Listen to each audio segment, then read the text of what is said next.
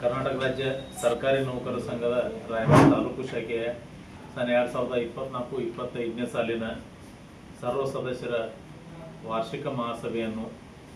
ಇದೇ ಆಗಸ್ಟ್ 2 ಶನಿವಾರದಂದು ಮಧ್ಯಾಹ್ನ 3 ಗಂಟೆಗೆ ಸರ್ಕಾರಿ ನೌಕರರ ಭವನ ರಾಯಬಾಗದಲ್ಲಿ ಆಯೋಜಿಸಲಾಗಿದ್ದು, ರಾಯಬಾಗ ತಾಲೂಕಿನ ಎಲ್ಲ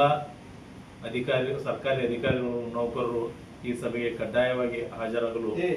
ಈ ಮೂಲಕ ತಮ್ಮೆಲ್ಲರಲ್ಲಿ ವಿನಂತಿಸಿದೆ. ಸಭೆಯಲ್ಲಿ ಈ ಹಿಂದಿನ ಕಾರ್ಯಕಲಾಪಗಳ ಸಂಕ್ಷಿಪ್ತ ವರದಿ ಮತ್ತು ಮಂಡನೆ ಮಾಡಿ ಅನುಮೋದಿಸುವುದು,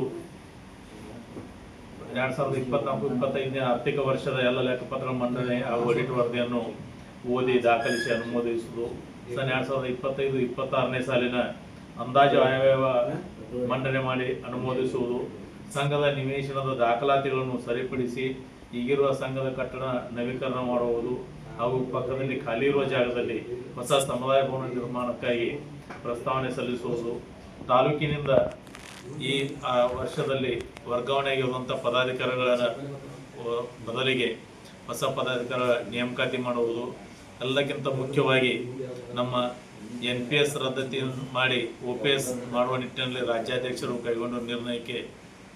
ಸಮ್ಮತಿ ಸೂಚಿಸುವುದು, ಅದರೊಂದಿಗೆ ಸ್ಯಾಲ್ರಿ ಪ್ಯಾಕೇಜ್ ಮಾಡಿಕೊಡದೇ ಇದ್ದವರಂಥವ್ರು ಸ್ಯಾಲ್ರಿ ಪ್ಯಾಕೇಜ್ ಮಾಡಿಕೊಳ್ಳುವಂಥದ್ದು, ನಗದು ರಹಿತ ಚಿಕಿತ್ಸೆ ಬಗ್ಗೆ ಈಗಾಗಲೇ ಸರ್ಕಾರದ ಹಂತದಲ್ಲಿ ಚಾಲ್ತಿದ್ದು ಆ ಬಗ್ಗೆ ಕೂಡ ಚರ್ಚೆ ಮಾಡುವುದಿದ್ದು, ಕಾರಣ ರಾಯಬಾಗ ತಾಲೂಕಿನ ಸಮಸ್ತ